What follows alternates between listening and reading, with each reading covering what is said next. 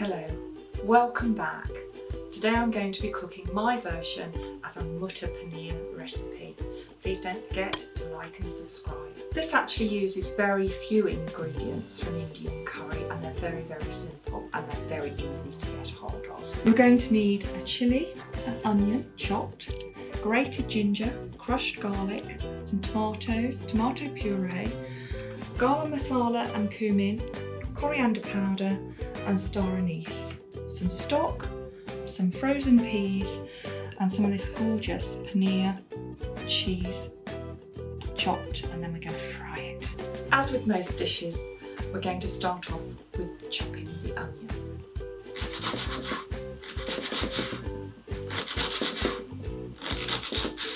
Now I'm just going to crush the garlic.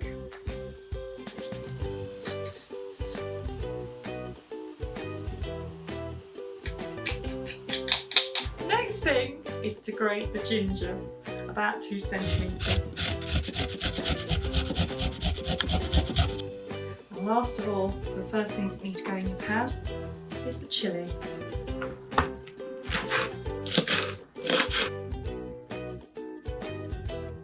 First thing I'm going to add, the garlic and the onions. We'll stir these round, and these are going to cook until they're slightly browning. Now the onions have got some colour to them, I'm going to just add the ginger and the chilli. And they just need about a minute. So I'm now going to add some cumin, some garam masala, coriander, and this is Star Anise, and it normally comes in a whole piece, but I haven't got any left in my jar, so it's just little bits of it, and it gives it a slight, very slight aniseedy flavour. Only mildly, so don't worry about it, but if you don't like it, you can leave it out.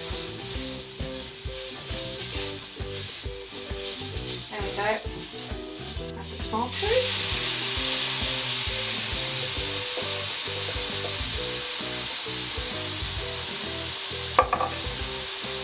And chop those bits.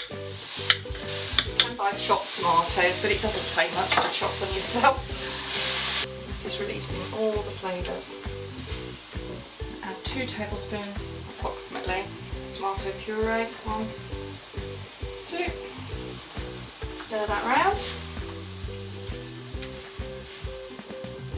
Now the last thing we add now is the stock. This is 400ml. Just stir it round. Now I'm just going to bring that up to a simmer and cook it for about 10-20 minutes for it to reduce slightly, because you want the sauce to thicken up a bit, and then we will add the peas. The sauce has been cooking now for between 10 and 15 minutes, and as you can see it's thickened up. So now I'm just going to add the peas.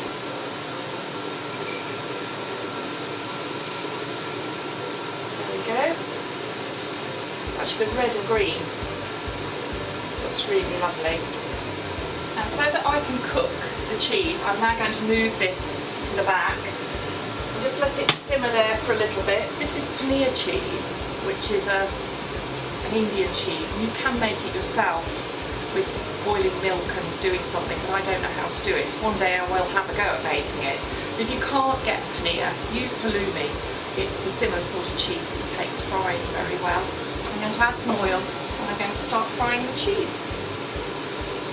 The pan has come up to temperature now, so I'm just going to add the cheese. There we go. It's all done at once.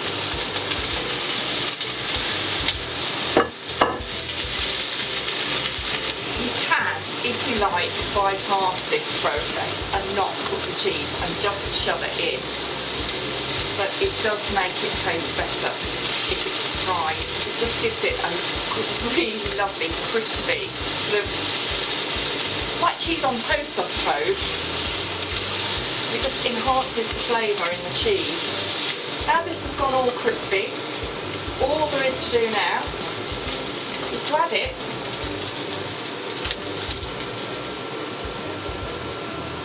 to the peas. And that's it. That's your butter paneer. I'm just going to taste it because sometimes with tomatoes they can be a bit sour. You might just need a bit of sugar. No, those are fine. But that's it. That is Matar Paneer. Now I just serve it with plain rice and a naan bread, or you could be extravagant and make for yourself some pilau rice. I hope you enjoy it. Please don't forget to like and subscribe.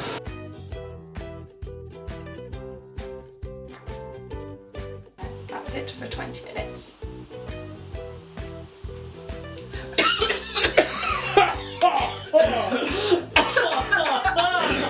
Oh god, that chilli!